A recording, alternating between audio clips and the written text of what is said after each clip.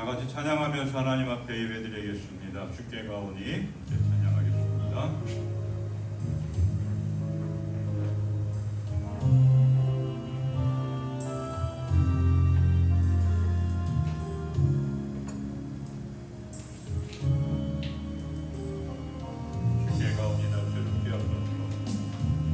주께 가오니 날 새롭게 하시고 주의 은혜를 부어주소서.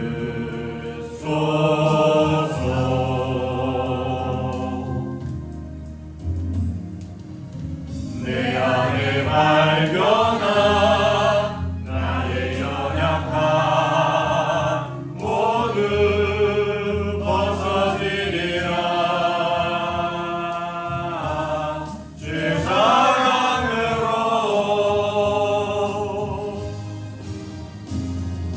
주 사랑 나를 붙드시고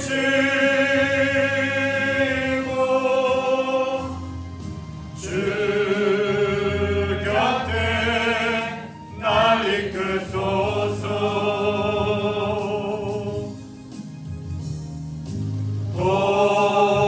독수리 날개쳐 올라가니 나 주님과 함께 일어나거느니 주 사랑 안에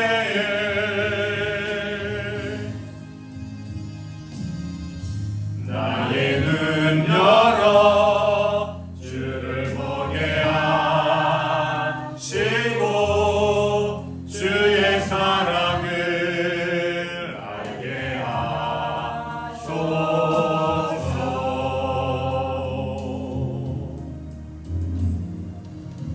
매일 나의 삶에 주 뜻 이루어지도록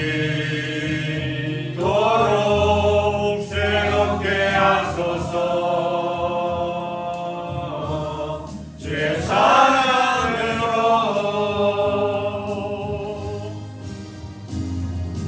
주 사랑 나를 붙드시고 주 곁에 날 이끄소서.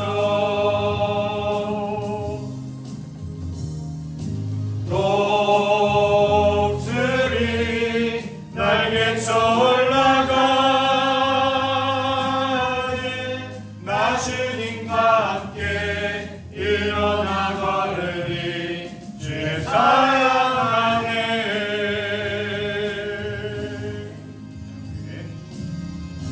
다 함께 사도신경으로 우리 신앙을 하나님 앞에 고백하겠습니다. 전능하사 천지를 만드신 하나님 아버지를 내가 믿사오며 그 아들 우리 주 예수 그리스도를 믿사오니 이는 성령으로 잉태하사 동정녀 마리아에게 나시고 본디오 빌라도에게 고난을 받으사 십자가에 못 박혀 죽으시고 장사한 지 사흘 만에 죽은 자 가운데서 다시 살아나시며 하늘에 오르사 전능하신 하나님 우편에 앉아 계시다가 저리로서 산자와 죽은 자를 심판하러 오시리라. 성령을 믿사오며 거룩한 공예와 성도가 서로 교통하는 것과 죄를 사하여 주시는 것과 몸이 다시 사는 것과 영원히 사는 것을 믿사옵나이다. 아멘. 만군의 여호와여, 주의 장막이 어찌 그리 사랑스러운지요. 내 영혼이 여호와의 공정을 사모하여 쇠약하며 내 마음과 육체가 살아계시는 하나님께 부르짖나이다. 주의 집에 사는 자들은 복이 있나니 그들이 항상 주를 찬송하리이다. 아멘. 교동문 74번 마태복음 5장 말씀을 함께 우리 교독하겠습니다. 교동문 74번 마태복음 5장 말씀 교독합니다. 심령이 가난한 자는 복이 있나니 천국이 그들의 것이며 애통하는 자는 복이 있나니 그들이 위로를 받을 것이며 온유한 자는 복이 있나니 그들이 땅을 기업으로 받을 것이며 의에 줄이고 목마른 자는 복이 있나니 그들이 배부를 것이며 긍휼히 여기는 자는 복이 있나니 그들이 긍휼히 여김을 받을 것이며 마음이 청결한 자는 복이 있나니 그들이 하나님을 볼 것이며 화평하게 하는 자는 복이 있나니 그들이 하나님의 아들이라 일컬음을 받을 것이며 의를 위하여 박해를 받은 자는 복이 있나니 천국이 그들의 것이니라. 나로 말미암아 너희를 욕하고 박해하고 거짓으로 너희를 거슬러 모든 악한 말을 할 때에는 너희에게 복이 있나니 기뻐하고 즐거워하라. 하늘에서 너희의 상이 큼이라. 너희 전에 있던 선지자들도 이같이 박해하였느니라. 아멘. 네, 경배와 찬양합니다. 비둘기같이 온유한 찬양합니다.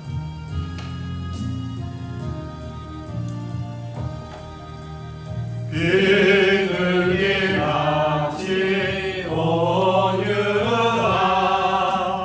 은혜의 성령 오셔서 거친 맘 얼음 만지사 위로와 평화 주소서. 진리의 빛을 비추사 주의 길 바로 걸으며 주님을 옆에 모시고 경건히 살게 하소서. 주님과 동행하면서 거룩한 길로 행하며 진리의 예수 붙잡고 길을 제한게 하소서. 연약한 나를 도우사 하나님 나라 이르러 주님의 품에 안기는 영원한 안식 주소서. 너 시험을 당해 멈추지 말고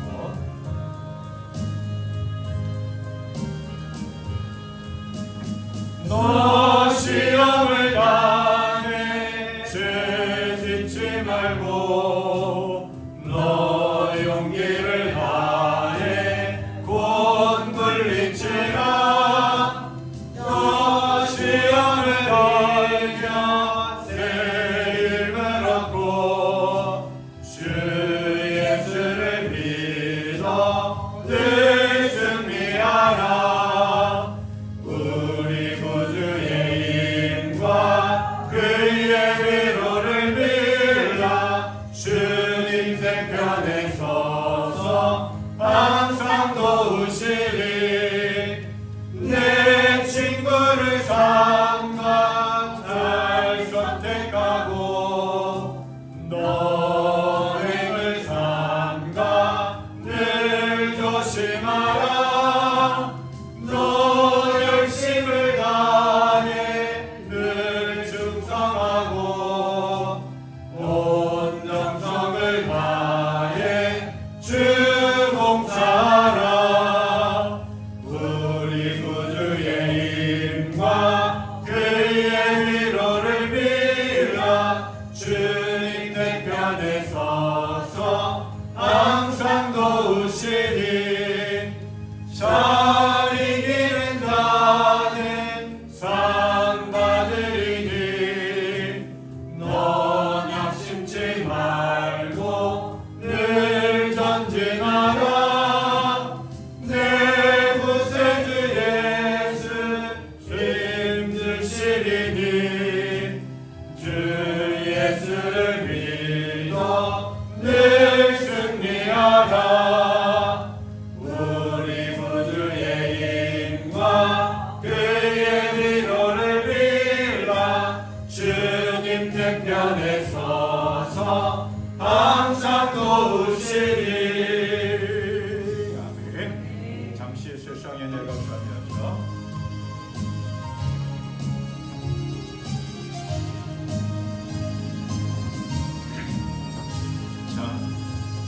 잠시 세상에 내가 살면서 찬송 부르다가 날이 저물어 오라 하시면 영광 중에 나아가리.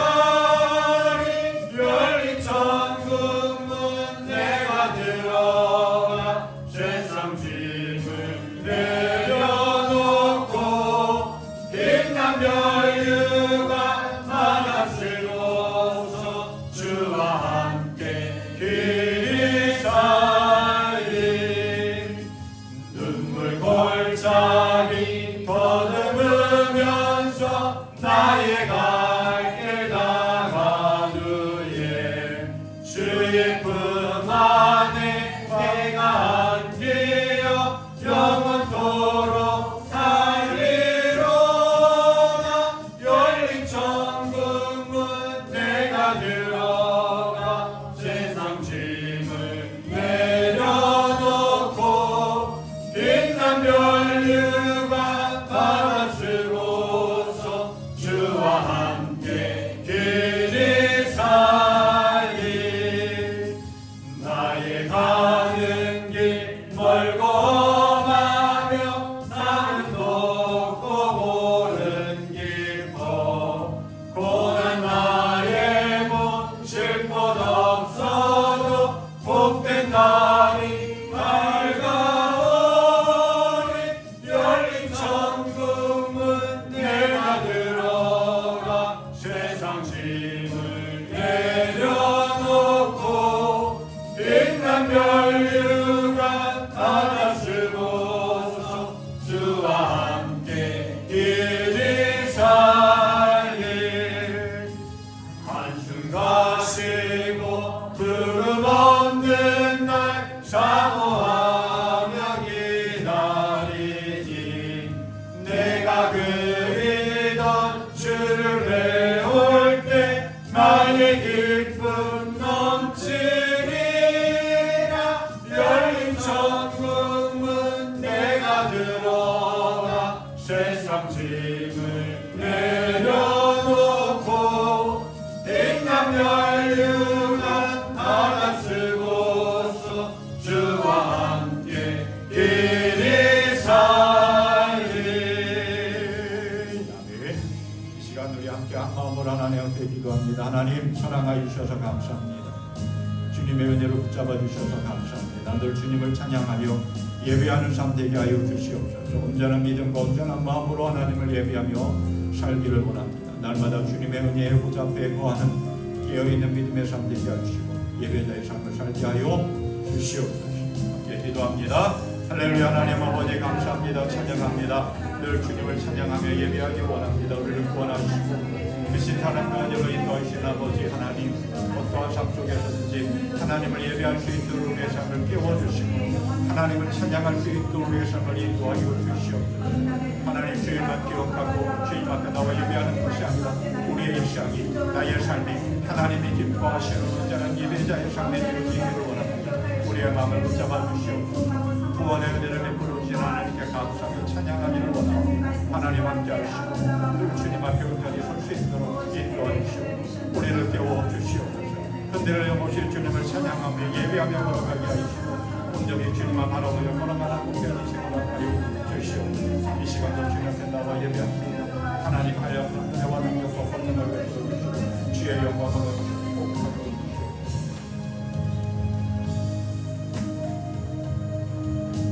언제나 크신 사랑과 은혜로 함께 하시는 아버지 하나님 감사와 찬양과 영광을 주님께 드립니다.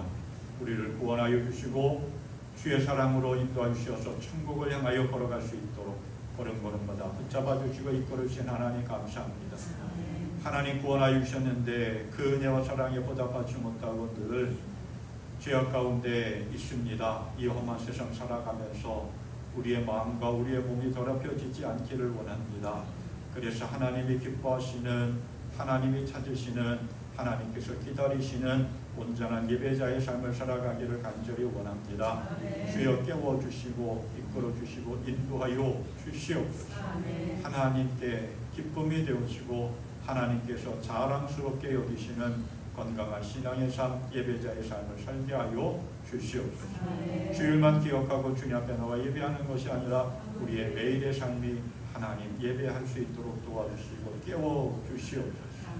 오늘 주일을 기억하고 특별히 주님 앞에 나와 예배하는 우리의 마음과 삶을 붙잡아 주시고 상한 마음을 만져주시고 치료하여 주시옵고 날마다 하나님이 기뻐하시는 깨어있는 믿음의 삶을 살아갈 수 있도록 결단하며 나아가게 하여 주시옵소서. 하나님이 기뻐하시는 예배자의 삶을 살아가는 주의 사랑하는 모든 이들 위해 오늘 이 시간도 하나님의 영광과 은혜와 능력이 함께하여 주시옵고 마음과 뜻과 정성을 다하여 드려지는 우리의 예배 이 한 시간 정말 세상에서 가장 소중하고 가장 가치 있는 시간임을 믿고 주님께 고백하며 나아갑니다. 은혜를 베풀어 주시옵소서. 이 시간도 주의 영광이 충만케 임재하여 주실 줄 믿사옵고 예수님의 이름으로 기도하옵나이다. 아멘. 우리 찬송가 549장 찬양합니다.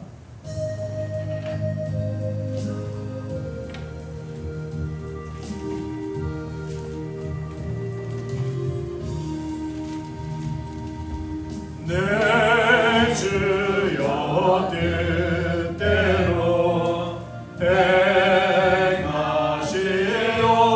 행하시옵소서. 온 몸과 영혼을 다 주께 드리니 이 세상 고난과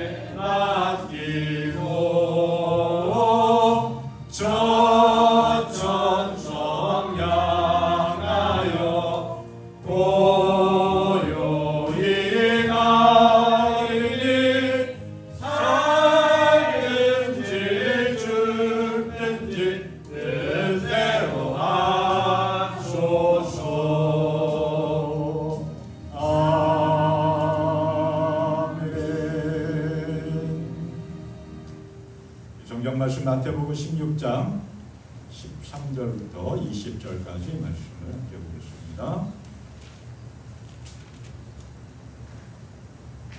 마태복음 16장 13절부터 20절 말씀 우리 함께 교독합니다. 예수께서 빌립보 가이사랴 지방에 이르러 제자들에게 물어 이르시되 사람들이 인자를 누구라 하느냐. 이르되 너로는 세례 요한, 너로는 엘리야, 어떤 이는 예레미야나 선지자 중에 하나라 하나이다. 이르시되 너희는 나를 누구라 하느냐. 시몬 베드로가 대답하여 이르되 주는 그리스도시요 살아계신 하나님의 아들이시니이다. 예수께서 대답하여 이르시되 바요나 시몬아 네가 복이 있도다. 이를 네게 알게 한 이는 혈육이 아니요 하늘에 계신 내 아버지시니라. 또 내가 네게 이르노니 너는 베드로라. 내가 이 반석 위에 내 교회를 세우리니 누구의 권세가 이기지 못하리라. 내가 천국 열쇠를 네게 주리니 네가 땅에서 무엇이든지 매면 하늘에서도 매일 것이요 네가 땅에서 무엇이든지 풀면 하늘에서도 풀리리라 하시고 이에 제자들에게 경고하사 자기가 그리스도인 것을 아무에게도 이르지 말라 하시니라. 아멘. 네, 오늘 말씀은 참 유명한 이야기 내용입니다. 1990년에 방영된 영화가 있습니다. 우리나라 말로는 사랑과 영혼이라고 하는 영화의 제목이고 영어 제목은 고스트, 유령, 귀신 뭐 이런 패트릭 스웨이즈라고 하는 유명한 남자 배우와 데미 무어라고 하는 여자 배우가 주인공. 이 두 사람은 뉴욕에서 서로 사랑하며 살아가는 연인입니다. 샘이라고 하는 사람은 금융 전문가였고 또 몰리라고 하는 여인은 도예가였습니다. 맨하탄에서 아파트를 구입해서 이사하면서 행복한 나날을 꿈꾸며 소망하는 두 사람. 어느 날 밤에 저녁 식사를 하고 데이트하고 돌아오는 길에 한 남자의 습격을 받아서 샘이 칼에 찔려서 죽습니다. 샘은 자신을 끌어안고 오열하는 자기의 연인 몰리를 보면서 자기가 유령이 되었다라고 하는 것을 깨닫고 큰 슬픔의 아픔을 느낍니다. 이후에 몰리는 그 사랑하는 연인 샘이 죽은 것 때문에 큰 슬픔에 빠져서 항상 그 마음속에 그 샘을 생각하면서 삶을 살아가고 있습니다. 여러 가지 많은 이야기들이 장황하게 펼쳐지고 있는데 그 가운데 이러한 이야기가 있습니다. 몰리는 그 샘에게 항상 말합니다. I love you. 당신을 사랑합니다. 그러면 이 샘은 늘 똑같이 그렇게 이야기합니다. 디토, 동감이라고 하는. 디토라고 하는 말이 같다라고 하는 의미입니다. 우리식으로 말하면 나도 마찬가지야, 동감이야, 뭐 이러한 뜻이라고 합니다. 사랑하는 사람들끼리 늘 가끔 틈틈이 서로의 사랑을 확인합니다. 요즘 시대는 어떤지 모르겠지만 과거 우리나라들 지금까지도 대부분 보면 남자가 묻는 것보다는 여자가 묻지요. 나 사랑해? 그러면 보통 남자들은 뭐라고 대답하나요? 거의 대답을 안 합니다. 그런다든지 아니면 뭘 그런 걸 물어 이렇게 이야기합니다. 대답을 합니다. 그런데 여성들이 원하는 답은 하나죠. 나도 사랑해. 근데 그렇게 다 표현하지 않습니다. 그 사랑한다라고 하는 서로 고백을 들으면 서로 기뻐하고 만족하고 행복해합니다. 그렇죠? 하나님은 어떠실까? 생각해 보게 되죠. 하나님은 다윗을 참 좋아하셨습니다. 오죽하면 성경에서 이렇게 표현하죠. 내가 이새의 아들 다윗을 찾아냈으니 그는 내 마음에 드는 사람이다. 내 마음에 쏙 들었다라고 하는 거예요. 내가 그 다윗을 보면 너무 기뻐하고 만족한다라고. 왜 그랬을까? 왜 하나님께서는 다윗을 그렇게 마음에 들어 하시고 그렇게 기뻐하시고 사랑하셨을까? 여러 가지 이야기를 합니다. 여러분들 죄를 지어도 회개했고 하나님 말씀대로 늘 예비하며 살아갔다. 이러한 얘기입니다. 그런데 그 모든 이야기들 가운데서도 보면 다윗은 항상 하나님을 사랑한다라고 고백했다라고 하는 거예요. 다윗은 늘 찬양하면서 예비하면서 여호와는 나의 목자시오. 주님은 나의 산성이시오. 주님은 나의 방패이시오. 내가 의지할 나의 든든한 버팀목이십니다라고 늘 고백하며 삶을 살아갔어요. 그리고 그 하나님만 바라고 고백한 대로 믿음의 삶을 살아갔어요. 그런 다윗의 고백과 그 고백한 대로 살아가는 그 다윗의 삶을 보면서 하나님은 정말 기뻐하셨고 그 다윗을 보면서 만족하셨고 내 마음에 떡 드는 사람이다라고 인정하셨던 거죠. 오늘 우리도 믿음의 삶을 살아가면서 하나님을 향한 우리의 믿음의 고백이 늘 우리의 입술을 통해서 우리의 삶을 통해서 나타나고 그래서 하나님의 기쁨이 되어지는 애우고 확실한 일에 거하는 건강한 믿음의 삶을 살아가는 하나님의 사람들이 되기를 축복합니다. 예수님께서 시돈과 두로 지방으로 가셨습니다. 잠깐 이방 마을이죠. 두로와 시돈 마을에 가셨는데 거기에 가신 게 뭐 어떤 사역을 하시기보다는 잠깐 사람들이 헤롯 왕의 그 어떤 치외 법권, 영향이 미치지 않는 그 이방 지역에 가서 제자들과 잠깐 쉬려고 가셨던 것 같아요. 그런데 그 예수님에 대한 소문이 크다하게 퍼졌고 예수님이 온다라고 하는 소식을 듣고 귀신 들린 딸을 둔 한 어머니가 예수님을 찾아와서 고쳐달라고 간절히 요구합니다. 이게 수로보니게 여인의 이야기죠. 그 딸의 병을 고쳐주시고 또 빵 7개와 물고기 2마리를 통해서 4,000명을 먹이시는 그런 놀라운 기적을 보이십니다. 그리고 이방 지역에서 다시 마가단이라고 하는 갈릴리 호수 동쪽으로 오십니다. 그리고 거기서 유대인들과 바리새인들과 사두개인들이 예수님을 향하여 시험합니다. 시비를 건 거죠. 하늘에서부터 내리는 표적을 우리에게 좀 보여줘봐 라고 하는 거예요. 근데 예수님은 그 사람들의 의도를 이미 알고 있었어요. 그래서 말씀하시죠. 악하고 음란한 세대가 표적을 요구하지만 이 세대는 요나의 표적밖에는 아무 표적도 받지 못할 것이다 라고 책망하시면서 그 자리를 떠나셨습니다. 더 이상 대화를 나눌 수 있는 상황도 아니었고 또 그렇다고 어떠한 표적을 보여줄 수 있는 그런 상황도 아니었기에 예수님은 그 자리를 떠나셨습니다. 그러면서 말씀하십니다. 바리새파 사람들과 사두개파 사람들의 누룩을 경계하라. 경고하시면서 제자들과 함께 어디로 가셨느냐? 가이사랴 빌립보로 가셨습니다. 오늘 말씀의 내용이 그 이야기예요. 가이사랴 빌립보는 이스라엘에서 최북쪽에 있는 지역입니다.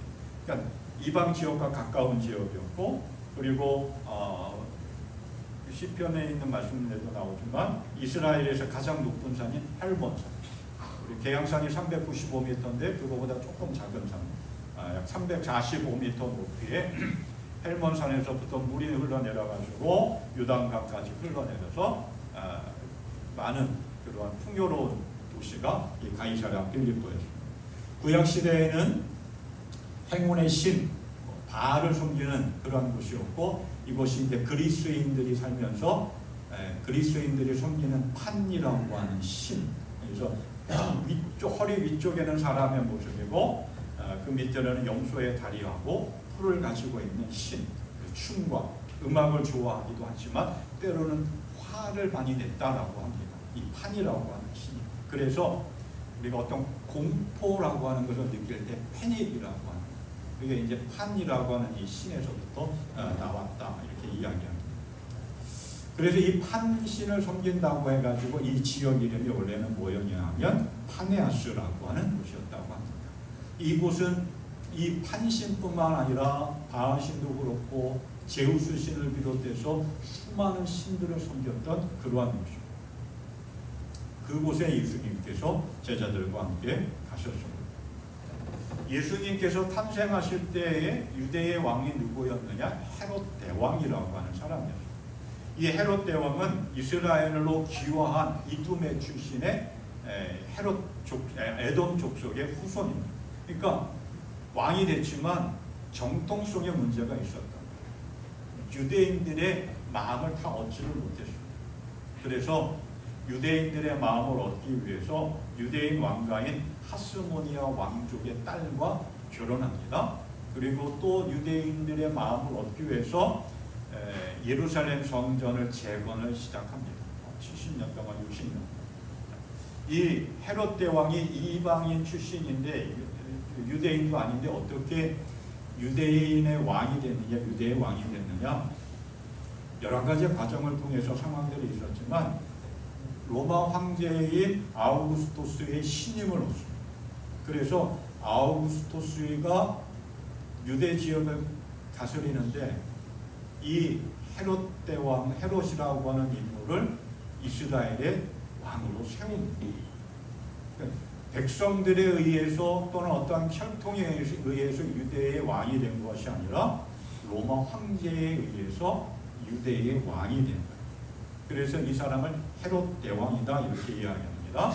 이 헤롯 대왕이 유대의 왕이 되어서 그것을 기념하기 위해서 이 파네아스라고 하는 곳에다가 그 황제를 기념하기 위해서 신전을 만드는 거죠. 그리고 이 사람이 죽고 헤롯 대왕의 네 아들이 있는데 그것을 분봉왕이라고, 로마 제국의 지배를 받는 그 토지를 각 지역별로 왕으로 임명을 하는데 또한 뭐 실질적인 권한보다는 그냥 대리에서 통치하는 총독과 같은 그러한 역할을 했어요. 그 헤롯 대왕의 네 아들 가운데 세 번째 아들이면 헤롯 필립이라고 하는 사람이 이 가이사랴 파네아스라고 하는 것을 다스리기 시작을 합니다. 그 지역을 맡아가지고. 그러면서 이 사람이 그 당시에 디베리오 가이사라고 하는 티베리우스라고 하는 로마 황제의 이름을 따가지고 가이사랴라고 이름을 짓습니다. 근데 가이사랴라고 하는 곳이 다른 지역의 항구 도시에도 똑같은 가이사랴라고 하는 지역이 있더라고요. 그래서 이 사람이 그 지역과 구별하기 위해서 자신의 이름을 따가지고 빌립보 해가지고 가이사랴 빌립보. 그러니까 빌립보의, 그러니까 가이사랴가 다스리고 있는 빌립보라고 하는 그러한 지역. 그래서 황제의 신전이 있고 수많은 우상들이 거기 있고 우상 신전이 있는 그 가이사랴 빌립보에 예수님께서 제자들과 함께 가셨습니다. 지금 현재는 이곳을 바니아스라고 하는 지명으로 불리고 있다고 합니다. 예수님께서 제자들과 함께 그렇게 황제를 숭배하고 수많은 우상들을 숭배하는 가이사랴 빌립보에 가십니다. 그리고 그곳에서 제자들에게 이렇게 묻지요. 사람들이 인자를 누구라고 하느냐? 사람들이 나를 누구라고 평가하느냐라고 하는 질문을 합니다. 근데 제자들은 이구동성으로 이렇게 이야기하죠. 어떤 사람은 세례 요한이라고 하기도 하고, 또 어떤 사람들은 엘리야라고 하기도 하고, 또는 예레미야나 뭐 어떤 선지자가 아니냐라고 합니다라고 사람들이 하는 이야기들을 예수님께 전합니다. 그때 예수님이 제자들을 향해 다시 질문을 하지요. 그러면 너희는 나를 누구라고 하느냐라고 질문을 던집니다. 세상의 사람들이 그렇게 나에 대해서 평가하고 이야기한다면 그동안 나와 함께 3년여 동안 함께 생활했던 너희는 나를 누구라고 생각하느냐, 나를 어떠한 존재로 알고 있느냐, 그렇게 질문을 하고 있는 거예요. 그때 다른 모든 제자들이 다 묵묵부답 침묵하고 있는 거예요. 망설일 거예요. 선뜻 대답을 하지 못하고 있어요. 그 상황에서 베드로가 나서서 대답을 하죠. 뭐라고 이야기합니까? 주는 그리스도시요 살아계신 하나님의 아들입니다. 베드로를 보면 참 나서기 좋아하는 사람 같아요.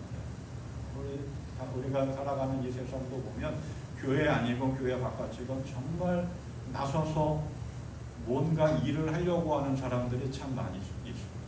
근데 그런 사람들 보면 잘하는 사람도 있지만 일을 만드는 사람이 또 있어요. 근데 베드로를 보면 일을 만들기도 하지만 또 잘하는 모습도 있어요. 베드로의 신앙 고백을 듣고 예수님이 너무나 기뻐하셨어요. 너무나 마음에 드셨어요. 그래서 이렇게 말씀하시죠. 너는 복이 있다.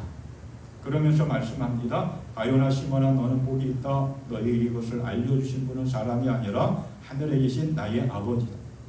나도 너에게 말한다. 너는 베드로다. 나는 이 반석 위에다가 내 교회를 세우겠다. 죽음의 세력이 그것을 이기지 못할 것이다. 내가 너에게 하늘나라의 열쇠를 주겠다. 네가 무엇이든지 땅에서 매면 하늘에서도 매일 것이요 땅에서 풀면 하늘에서도 풀릴 것이다.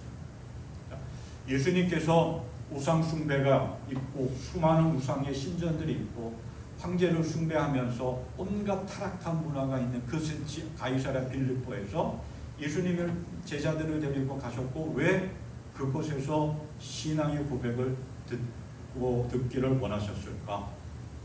수많은 사람들이 황제를 신이라고 섬기고 주인이라고 섬기고 수많은 우상들을 섬기는 그 세상 속에서 예수님은 너희는 나를 누구냐라고 생각하느냐라고 하는 질문을 던지면서 베드로를 통해서 듣는 그 신앙의 고백, 예수님의 분명한 의도와 목적이 있는데 그 우상 숭배가 만연해 있고 황제를 숭배하면서 황제가 우리의 인생의 주인이요, 우상들이 수많은 신들이 내 삶의 주관자요 주인이다라고 고백하고 선포하면 그러한 세상 속에서 오직 예수 그리스도가 우리의 인생의 주인, 오직 하나님만 바라보며 하나님의 세상의 주관자다라고 하는 그것을 선포하기 위해서 예수님께서는 그렇게 우상 숭배가 만연해 있고 황제를 숭배하면서 온갖 타락한 문화와 사회 속에서 예수님은 그 사실을 선포하기 위해서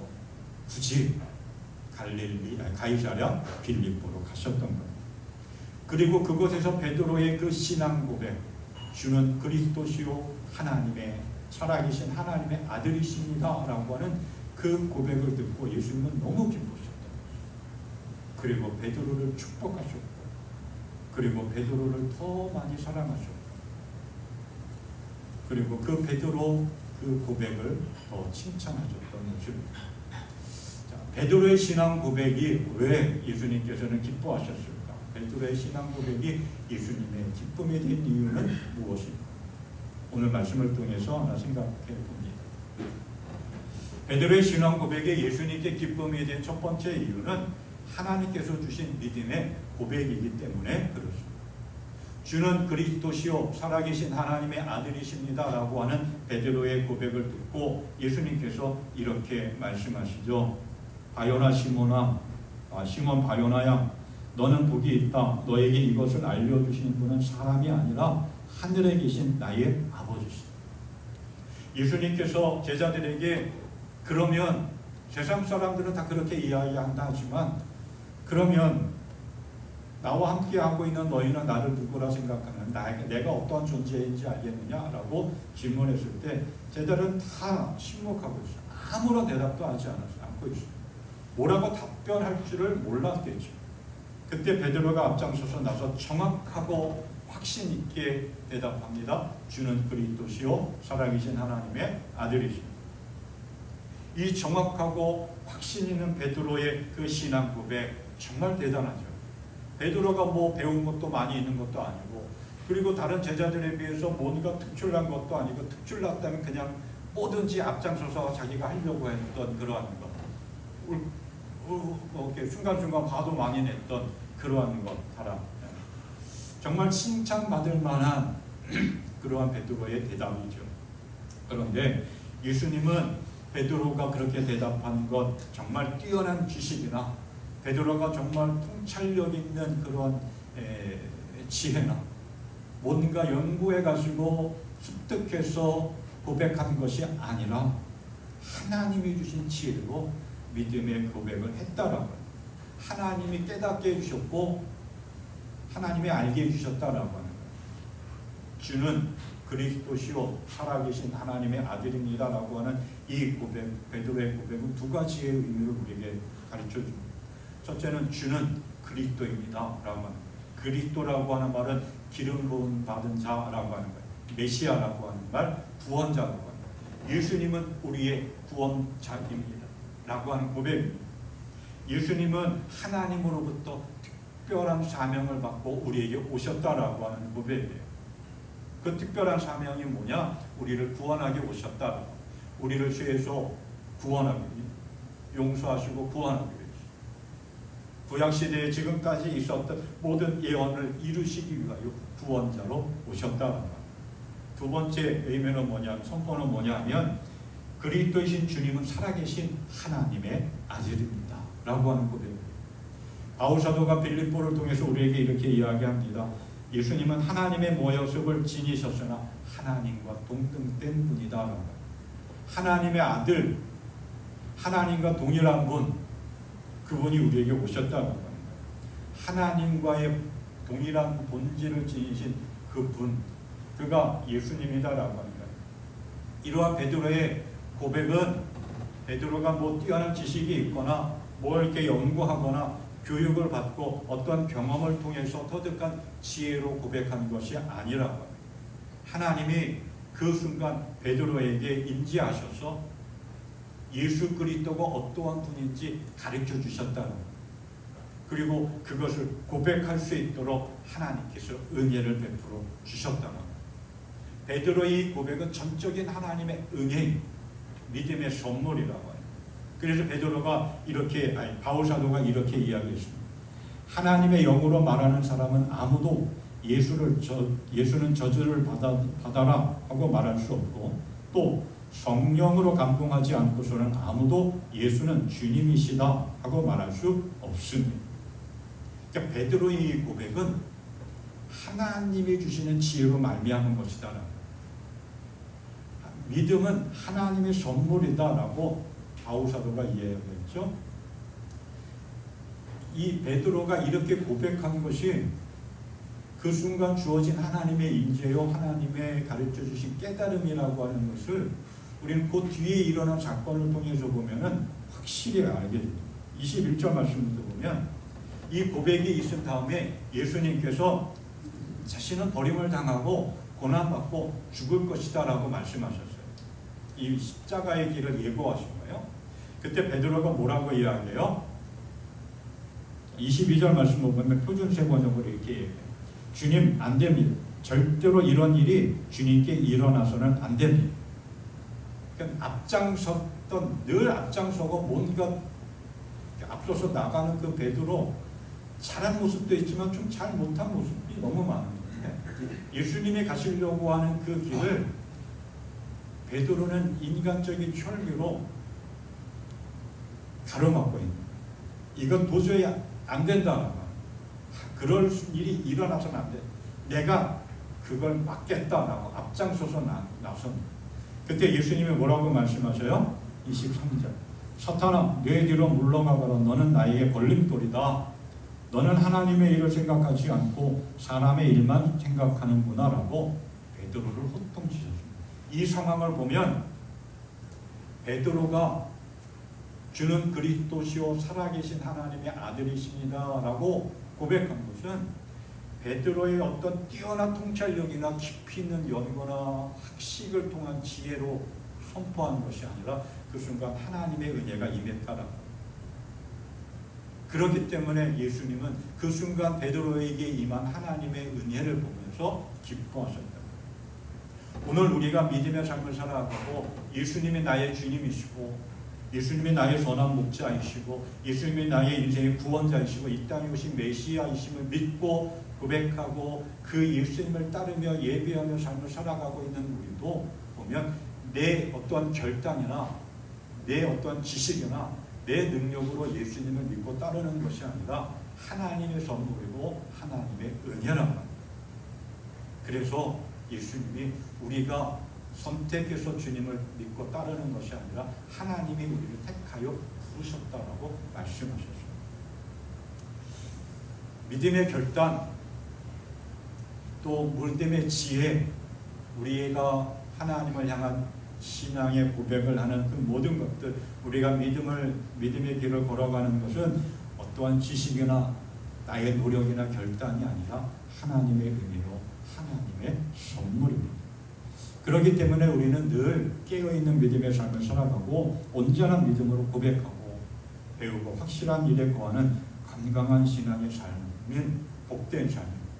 우리를 부르신 하나님의 은혜를 기억하고 우리는 늘 감사하며 날마다 은혜의 보좌 하나님 품으로 더 가까이 나아가는 복된 믿음의 삶 되시기를 바랍니다. 베드로의 신앙의 고백이 예수님께 기쁨이 되어진 두 번째 이유는 교회를 세우는 믿음의 토대가 되었기 때문에 그렇습니다. 주는 그리스도시요 살아계신 하나님의 아들이십니다 라고 하는 베드로의 고백을 들은 예수님이 이렇게 말씀하셨죠. 나도 너에게 말한다. 너는 베드로다.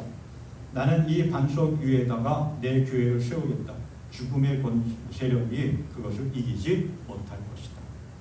베드로의 원래 이름은 시몬입니다.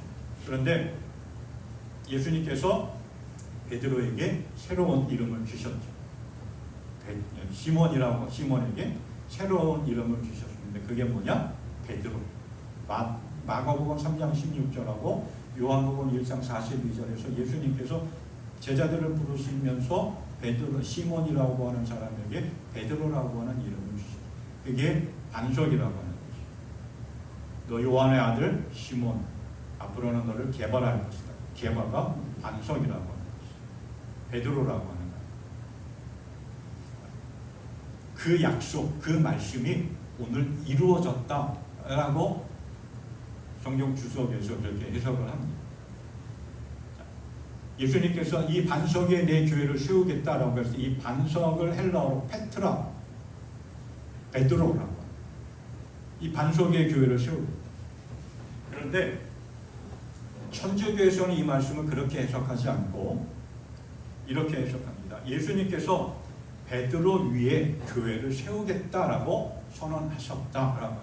그래서 제1대 교황을 베드로다라고 이야기하고 지금까지 그 베드로의 그 후계자로서 교황이 세워지고 있고 그 어떤 신적인 권능 이런 걸 가지고 있다라고 이야기합니다. 그러나 예수님께서 이 반석 위에 내 교회를 세우겠다라고 말씀하신 것은 베드로 그 사람의 이름이나 그 사람 위에다가 교회를 세우겠다라고 하신 말씀이 아니라 베드로가 고백한 그 신앙의 고백 위에 예수님께서 교회를 세우겠다라고 합니다. 그렇기 때문에 교회의 기초는 뭐냐? 벽돌 한 장 한 장이 아니라 교회의 기초, 교회의 본질은 신앙 고백입니다. 그 신앙 고백 위에 교회가 세워집니다. 교회는 화려하고 웅장한 어떠한 건물, 어떠한 영향력을 끼치는 한 사람에 의해서 세워지는 것이 아니라 우리가 고백하는 그 신앙 고백 위에 교회가 세워집니다. 건물이기도 하지만 그 건물이 다가 아니라 분명한 신앙의 고백이 있어야 그게 정말 하나님이 기뻐하시는 교회라고 합니다. 그래야 어떠한 상황 속에서도 흔들리지 않습니다. 죽음의 권세가, 사탄의 권세가 이기지 못한다라고 예수님께서 선포하셨죠. 분명한 신앙의 고백이 있는 교회는 어떠한 죽음의 세력이, 어떠한 악한 권세가 와도 무너지지 않고 승리한다라고. 왜냐하면 예수님께서 세상 끝날까지 붙잡고 계신 것이 뭐냐면 교회라고. 분명한 신앙의 고백이 있는 그 교회. 그렇다면 오늘날 또 하나의 교회는 뭐냐? 바울사도가 이렇게 이야기했죠. 여러분이 하나님의 성전이요 하나님의 성령이 여러분 가운데 계시다는 것을 모르십니까? 누구든지 하나님의 성전을 파괴하면 하나님께서도 그 사람을 멸하실 것입니다. 하나님의 성전은 거룩합니다. 여러분은 하나님의 성전입니다. 또 에베소서 2장 20절에서 이렇게 말씀합니다. 여러분은 사도와 예언자의 터 위에 세워진 건물이요 그리스도 예수 스스로가 그 모퉁이 돌이십니다. 우리는 예수 그리스도 안에 살아있는 하나님의 성전이라고 합니다. 교회라고 합니다. 교회라고 하는 말 에클레시아 부름받은 사람들의 모임, 부름받은 사람이 교회라고 하는 거예요. 근데 그 부름받은 사람들이 어떤 사람들이냐? 예수 그리스도를 하나님의 아들이요 나의 구원자로 믿고 고백하는 사람들이 부름받은 사람들, 교회라고 합니다. 우리는 어떠한 상황 속에서든지 이 믿음의 고백을 잃어버리지 않기를 바랍니다. 예수 그리스도를 그리스도 나의 구원자로 하나님의 아들로 믿고 고백하는 사람들, 그게 교회예요. 그 사람들이 모인 곳이 건물로서의 교회입니다. 건강한 교회가 되기 위해서는 이 분명한 신앙의 고백이 있어야 되고 그 분명하고 확실한 신앙 고백의 교회는 세워져야 합니다. 그럴 때 어떠한 상황 속에서도 흔들리지 않고 무너지지 않고 변함없이 하나님께서 맡겨주신 그 사명을 감당하며 걸어갈 수가 있습니다. 자, 베드로의 신앙 고백이 예수님께 기쁨이 된 세 번째 이유는 천국 문을 여는 구원의 권세이기 때문입니다. 주는 그리스도시요 살아계신 하나님의 아들입니다 라고 하는 베드로의 그 고백을 듣고 예수님이 기뻐하시면서 이렇게 선포하시면서 말씀하셨습니다. 내가 너에게 하늘나라의 열쇠를 주겠다. 네가 무엇이든지 땅에서 매면 하늘에서도 매일 것이다. 땅에서 풀면 하늘에서도 풀릴 것이다. 자물쇠하고 열쇠하고 싸우면 누가 이길까요? 자물쇠하고 열쇠하고 싸우면 누가 이길까요? 열쇠가 이깁니다. 자물쇠를 열기도 하고 잠그기도 하고, 천국 열쇠도 역시 마찬가지. 천국에 들어가는 문을 열고 닫는 그 권세가 뭐에 있느냐? 열쇠에 있습니다. 그 열쇠가 뭐냐? 믿음의 고백입니다. 신앙의 고백. 그래서 예수님이 말씀하셨죠. 네가 무엇이든지 땅에서 빼면 하늘에서도 매일 것이고 땅에서 풀면 하늘에서도 풀릴 것이다. 권세, 권능이에요. 그래서 예수님께서 천국 열쇠를 주겠다라고 하는 말씀은 천국 열쇠를 맡기겠다라고, 맡긴다는 거예요. 복간 열쇠를 맡기듯이. 어떤 사람에게 천국 열쇠를 맡기겠습니까? 예수님께서 어떤 사람에게 천국 열쇠를 맡길까요? 베드로처럼 분명하고 정확한 신앙의 고백을 가지고 있는 사람. 주는 그리스도이시오 살아계신 하나님의 아들이십니다. 예수님은 나의 구원자시고 나의 인생의 주인이시고 하나님의 아들이십니다라고 하는 그 고백을 하고 있는 믿음의 사람들에게 예수님은 천국 열쇠를 우리에게 맡기십니다. 그렇다면 천국 열쇠는 누구이냐? 예수 그리스도. 이렇게 이야기합니다. 요한계시록 3장 7절 말씀. 거룩하신 분, 참되신 분, 다윗의 열쇠를 가지고 계신 분, 여시면 닫을 사람이 없고 닫으시면 열 사람이 없는 그분이 말씀하십니다. 천국 열쇠는 예수 그리스도. 그 예수 그리스도께서 천국 문을 열고 닫는 권세를 우리에게 맡기셨습니다. 그래서 그 권세를 받은 우리가 믿음으로 기도하면 문제가 열립니다. 믿음으로 기도하면 천국 문이 열립니다. 믿음으로 복음을 전하면 우리는 천국을 향하여 열린 문으로 들어갈 수 있는 권세가 주어졌고, 또 그 권세를 가지고 우리가 다른 사람들에게 복음을 전하면 그 사람을 천국으로 데리고 갈 수 있는 그 권세가 우리에게 있다는 거예요. 그렇게 우리에게 주어진 사명은 증인의 사명, 전도의 사명, 가장 값지고 고귀하다는 거예요. 그 사명을 잃어버리지 않기 위해서, 빼앗기지 않기 위해서 우리는 늘 배우고 확실한 일에 거하는 복된 신앙의 삶을 살아갈 수 있기를 바랍니다. 스코티 셰플러라고 하는 미국의 유명한 골퍼가 있습니다. 골프 우리는 잘이라기보다는 골프를 안 쳐서 모르죠. 관심 밖의 일이기도 하겠지만 유명하다고 합니다. 지금 현재 세계 골프 1위라고 합니다. 2024년 파리 올림픽에서도 금메달을 딴 그런 선수라고 합니다. 이 선수가 2024년 4월 14일에 미국 조지아주 오거스타 내셔널 골프 클럽에서 열린 제88회 마스터스 골프 대회에서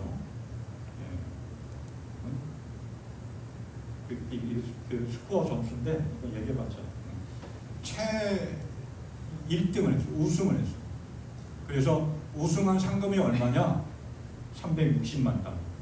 우리나라 돈으로 환산해서 49억 8,800만 원이라고 합니다. 네. 이거 숫자는 어마어마하게 놀랍죠? 네. 이 우승하고 그 캐디, 골프 선수들과 함께 도와주고 이렇게 해주는 캐디, 성경 공부에서 만나서 함께 캐디로 활동하고 이렇게 서로 부둥켜 안고 우승을 기쁨을 누렸습니다. 그리고 우승 소감을 이렇게 이야기했습니다. 저는 하나님께 골프라는 달란트를 선물로 받았고 이 달란트를 오롯이 하나님께 영광 돌리기 위해 사용하고 싶습니다. 단지 그뿐입니다. 하나님의 영광을 위해 나를 이 자리로 부르셨다고 믿습니다. 이 고백이 이때 처음만 한 것이 아니라 이 선수가 2022년에도 마스터 대회에서 우승을 했는데 그때도 동일하게 이렇게 고백을 했습니다. 내가 골프를 치는 이유는 오로지 하나님께 영광을 돌리기 위해서입니다. 나에게 있어 내 정체성은 골프 스코어가 아닙니다. 내가 이기든 지든 변함없이 나를 사랑하시는 예수님이 계시기에 내가 하는 모든 것은 하나님께 영광을 돌리는 것입니다. 그것이 내가 여기 있는 이유이며 이 위치에 있는 이유입니다. 2024년 골프 대회에서 우승할 때 그 아내가 만삭이었다고 합니다.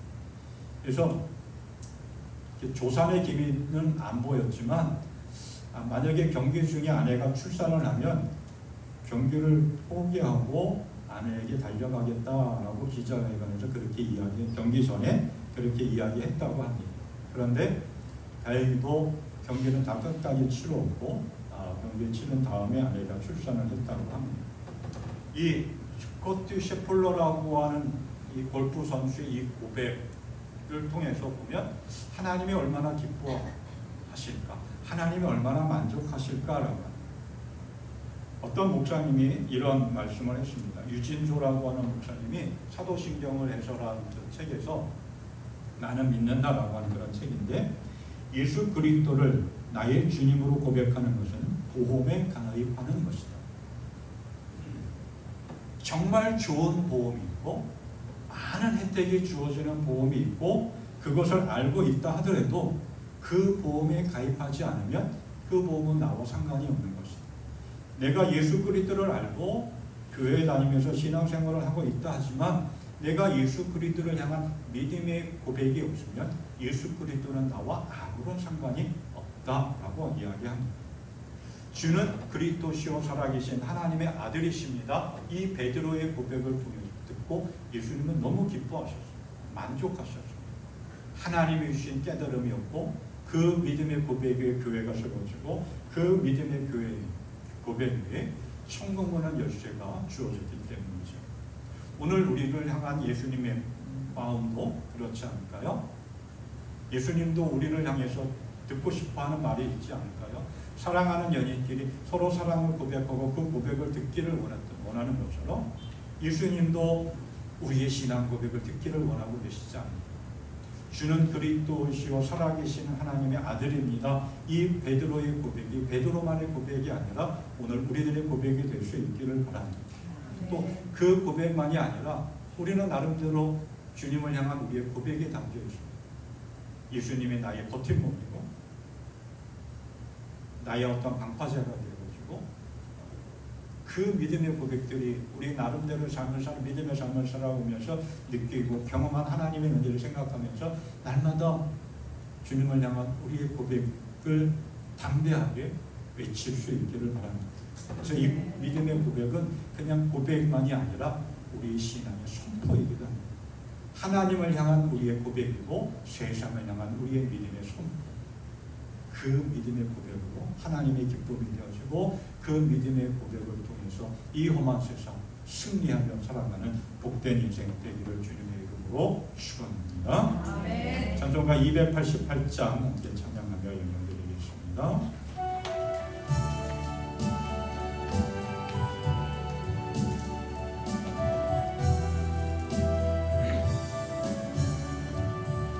예수를 나의 구주 삼고 성령과 피로써 거듭나니 이 세상에서 내 영혼이 하늘의 영광 누리로다.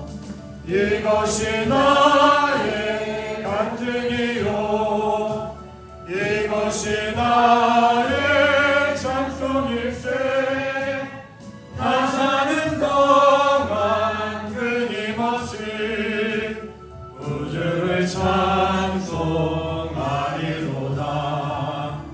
온전히 주께 맡긴 내 영 사랑의 음성을 듣는 중에 천사를 왕래하는 것과 하늘의 영광 보리로다. 이것이 나의 간증이요 이것이 나의 찬송일세. 나 사는 동안 끊임없이 구주를 찬송하리로다. 같이 일어나서 찬양합니다. 주 안에 기쁨 누림으로 마음의 풍랑이 잔잔하니 세상과 나 약속한 주만 보이노라. 이것이 나의 간증이요 이것이 나의 찬송일세. 나 사는 동안 끊임없이 구주를 찬송하리로다. 아멘. 기도하겠습니다. 언제나 우리의 삶 속에 함께 하시고 무한하고 크신 사랑으로 우리를 붙잡아 주시고 인도하신 하나님 감사합니다.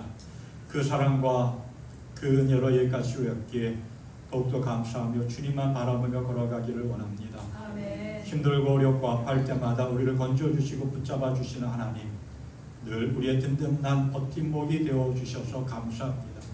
우리가 세상에 무엇을 바라보고 세상에 무엇을 의지하며 삶을 살아가겠습니까? 우리의 버팀목이 되시는 그 든든하신 하나님 바라보며 의지하며 걸어가기를 원하오니 하나님 더욱더 크신 권능으로 인도하여 주시고 붙잡아 주시옵소서. 아멘. 오늘 베드로의 그 주는 그리스도시요 살아계신 하나님의 아들이십니다 라고 고백했던 그 베드로의 신앙 고백을 듣고 너무 기뻐하시고 만족하셨던 주님, 우리도 주님을 향한 분명하고 확실한 신앙의 고백이 있는 삶이 되어지기를 원합니다.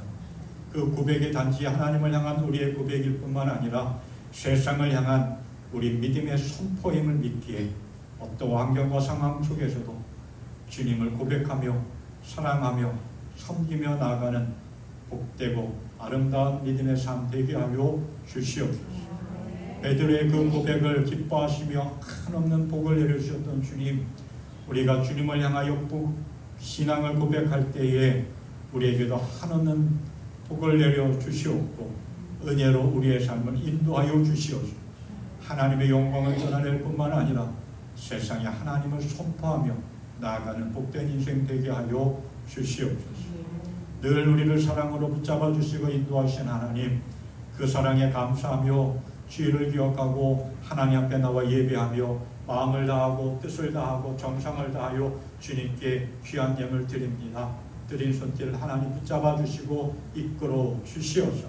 평안한 손길로 형통한 인생이 되게 하여 주시고 땅의 기름진 복과 하늘의 신령한 복을 허락하여 주시옵소서.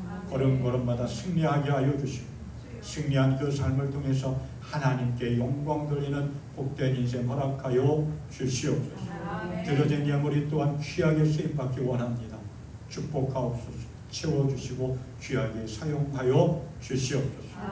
언제나 우리의 삶 속에 함께하여 주시는 우리 주 예수 그리스도의 은혜와 하나님의 무한하신 사랑과 성령의 인도하여 주시오니 주는 그리스도시요 살아계신 하나님의 아들이십니다. 나의 구원자요 나의 소망이요 내 인생의 주권자요 내 삶의 버팀목이 되신다라고 하는 믿음의 고백을 하며 세상을 향하여 나아가는 주의 사랑하는 이들 위해 영원토록 함께하여 주시옵기를 간절히 축원하옵나이다. 아멘.